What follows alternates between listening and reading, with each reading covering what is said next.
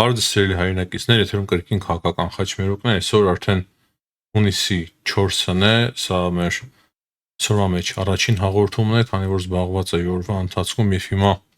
մի փոքր ուշ ենք պատրաստում մեր հաղորդումը, բայց շատ կարեւոր հարցեր ունենք քննարկելու, շատ կարեւոր իրադարձություններ են տեղի ունեցել այսօրվա մեջ։ Առաջինը վերաբերվում է TRIP-ի համաձայնագրի վերջնական ստորագրմանը, այս որքան հասկացա, սա արդեն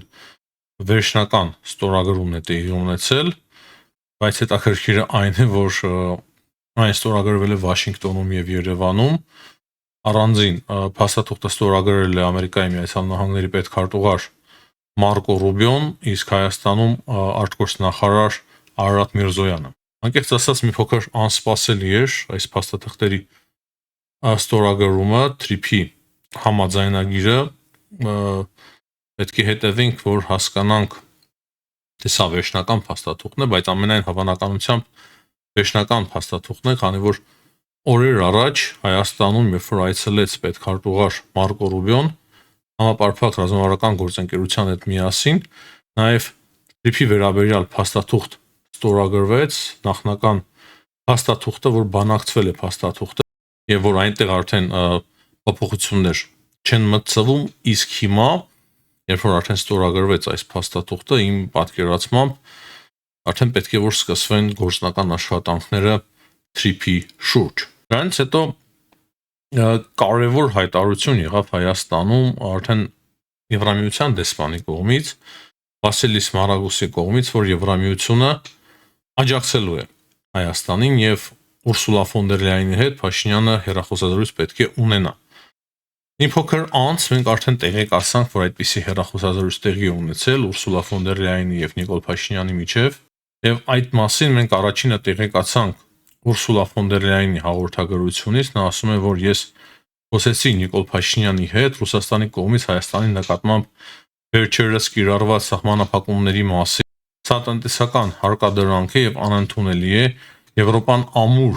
կանգնած է Հայաստանի կողքին եւ Եվրամիությունը պատրաստում է աջակցության փաթեթ։ Եվ դրանից բացի Եվրամիությունը պատրաստում է հրատապ փաթեթ, օգնության փաթեթ Հայաստանին 50 միլիոն եվրոյի չափով։ Ես որքան հասկանում եմ, սա նախնական օգնություն է Եվրամիության կողմից, հրատապ որոշում է կայացրել Եվրամիությունը, որ հիմա շատ արագ կերպով Հայաստանին հատկացնեն 50 միլիոն եվրո, քանի որ Ռուսաստանը ապրանքների մուտքը, հայկական ապրանքների մուտքը արգելեց դեպի իր երկիր, եւ որպեսզի Հայաստանը կարողանա սուբսիդավորել եւ արագ ուղղորդել ապրանքները դեպի Եվրամիություն եւ տնտեսական վնաս չկրի, եւ ընկերությունները նույնպես վնաս չկրեն, դրա համար Եվրամիությունը շատ արագ կերպով հատկացնում է Հայաստանին 50 միլիոն եվրո։ Դրանից բացի Ուրսուլա ֆոն դեր Լայենը տեղեկացրեց այն մասին, որ վաղվանից Լատվիայի ժամանելու 10,000 ծաղիկներից բաղկացած խմբաքանակ։ Ճիշտ է, խմբաքանակը մեծ չէ, բայց դա սկիզբն է, եւ հետո նաեւ այլ խմբաքանակներ նույնպես ուղարկվեն Լատվիա։ Ես հիշեցնեմ, որ 2 օր առաջ, 3 թե առաջի օրը չեմ հիշում, Լատվիայի արտգործնախարարի հետ Հայաստանի արտգործնախարարը հեռախոսազրույց ունեցավ, ես այդ անգամ եւ ես այդ ժամանակ էլ նշեցի, որ ամենայն հավանականությամբ հայկական ապրանքները գնալու են Բալթյան երկրներ եւ փաստացի, ահա, մենք արդեն հավաստիացումը ունենք Ուրսուլա ֆոն դեր Լայենի կողմից։ Սա չափազանց կարևոր աջակցություն է, սիրելի հայրենակիցներ, ահա այն ֆոնին, երբ որ Ռուսաստանը էմբարգո է մտցնում հայկական ապրանքների նկատմամբ։ Դրանից բացի Արարատ Միրզոյանը տեղեկացրեց, որ առանձին գործընկերների հետ Հայաստանը աշխատում է իրենց կողմից ներմուծման դեպքում մաքսային արտոնությունների շուրջ, այսինքն բանակցում է Հայաստանը մաքսային արտոնությունների շուրջ Եվրամիության ամենայն հավանականությամբ երկրների հետ, բայց ես կարծում եմ, որ նաև ոչ միայն, եւ Արարատ Միրզոյանի խոսքերով սա մեր արտադրողներին նույնպես կօգնի նաև նոր շուկաներ գտնել։ Եվ դրանից բացի հետագայում ավելի կոնկրետ հիմքերի վրա շուկաների մատակարարումների ապահովելու համար։ Այսինքն հիմա շատ արագ կերպով որոշումներ են կայացում, թե ուր է արտահանելու Հայաստանը իր ապրանքները, որպեսզի բիզնեսը չհայտնվի բարդ իրավիճակում, բայց ապագայում Հայաստանի կառավարությունը փնտրելու է նաև նոր ուղիներ որպեսզի այլ ուղղություններով եւս Հայաստանը կարողանա իր ապրանքները մատակարարել։ Դրանից բացի մենք այսօր նաև տեղեկացանք այն մասին, որ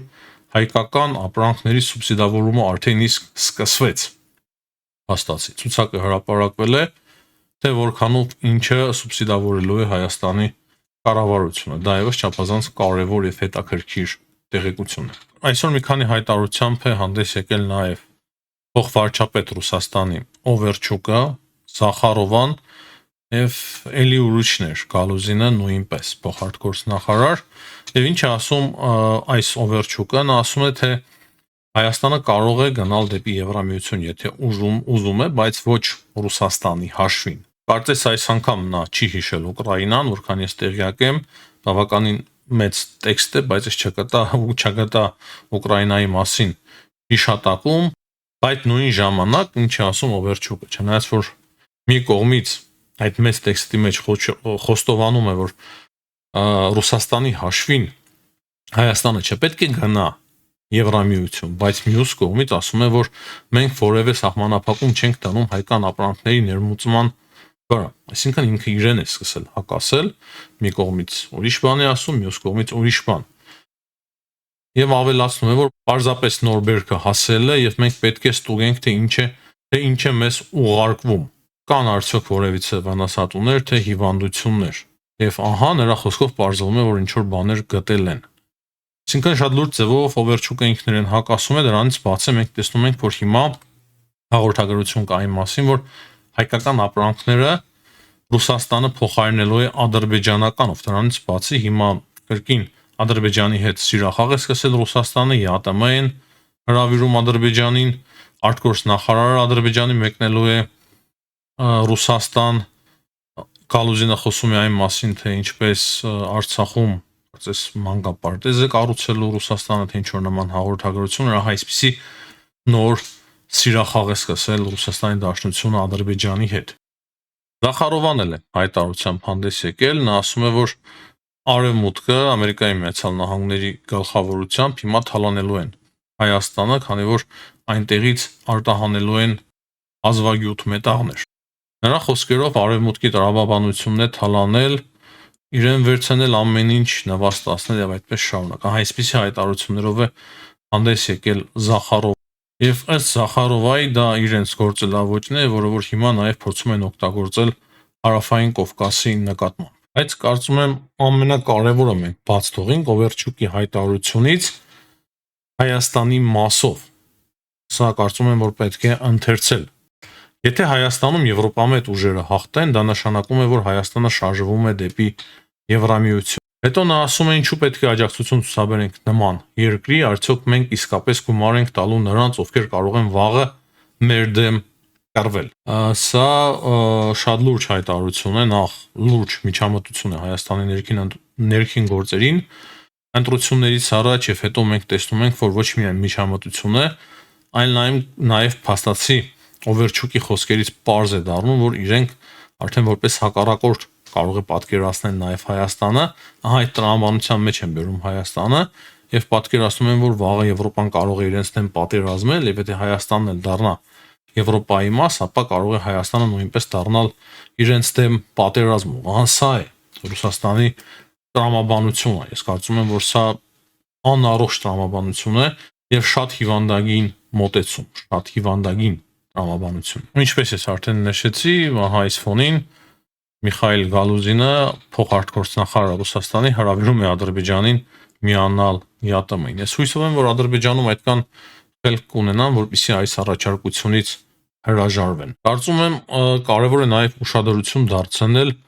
Վիկտոր Վոլոդացի, այսպիսի ազգանուն է հաստատի Telegram-ում ռուս падգամավորի Պետդումայի ապա հարցերով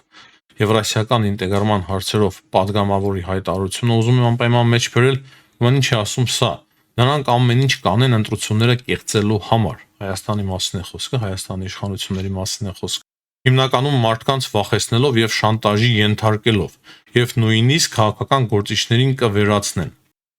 Ահա սա, սիրելի հայրենակիցներ, այն է, ինչի մասին ես խոսում էի շատ երկար։ Շատ երկար ես խոսում էի այն մասին, որ կարող է լինեն արդեն падգամավորներ, որոնք որ կասկածի տակ դնեն Հայաստանում տեղի ունենալի կամ հետո նաև տեղի ունեցած ընտրությունները եւ ասեն, որ Հայաստանում ընտրությունները կեղծվել են։ Դե ինչ ասեմ, Ռուսաստանի հայտարարությունները այնքան շատ են, որ չգիտես որտեղից սկսես, որտեղից ավարտես։ Ես արդեն նշեցի, մեզ համար ամենակարևորը այն է, որ այսօր Ուրսուլա ֆոն դեր Լայենը շատ կարևոր հայտարարությամբ հանդես եկավ, նրանց բացի թրիփը ստորագրվեց, բայց մենք անդրադառնում ենք ստիպված նաև Ռուսաստանից հնչող հայտարարություններին, քանի որ դրանք նույնպես կարծում եմ, որ կարևոր են եւ կարևոր է դրանց մասին իմանալ եւ դրանց մասին տեղեկանալ։ Շայգուն նույնպես հայտարարություններով է հանդես եկել եւ ասում է, որ Հայաստանը չի ցանկանում անցկացնել հիմա հանրակրվե ԵԱՏՄ-ից դուրս գալու մասով։ Նրանց բացի նա ասում է, որ Ռուսաստանը չի ֆինանսավորելու Հայաստանի ԵԱՏՄ-ից դուրս գալը եւ Եվրամիության միանալը, այսինքն Օվերչուկի եւ Շոյգուի խոսքերը, ահա փաստացի նույն բանի մասին են, որ մենք չենք ուզում օգնել Հայաստանին, Հայաստանի տնտեսությանը, որ հետո նա գնա դեպի Եվրամիություն։ Եվ ինքը իր խելքով հանգում է այն եզրակացությանը, թե իբր Փաշինյանը շատ բարդ իրավիճակում կհայտնվի, եթե հիմա հանրակրվե անցկացնի, հետո ինչի ասելու իր եվրոպացի հովանավորներին։ Դրանից հետո արդեն սովորական սպառնալիքներն են, որ եթե Հայաստանը դուրս գա ԵԱՏՄ-ից, էլեկտրոէներգիան կթանկանա, գազի գինը 3-4 անգամ կթանկանա, Եվրոպան չի վերցնելու հայկական ապրանքները, ինչի հակառակը մենք արդեն տեսնում ենք, Եվրոպան պատրաստվում է հայկական ապրանքները վերցնել։ Դրանից բացի ասում է, որ Եվրոպան իրական ծախսերը Հայաստանի, որոնք որ Հայաստանը կունենա այդ ամենից իր վրա չի վերցնում, դա էլ սուտ է, ինչը մենք արդեն տեսանք, որ Եվրոպան աջակցում է Հայաստանին շատ շտապ արագ ձևով 50 միլիոն եվրո եւ հետո էլի օգնություն կլինի միանշանակ, բայց սրա հաշվարկով, Շոյգուի հաշվարկով Հայաստանը այս ամենից туриզմի կորուստից կկորցնի 1.5 միլիարդ դոլար, բայց դա միանշանակ չի համապատասխանում իրականության եւ չի էլ կարող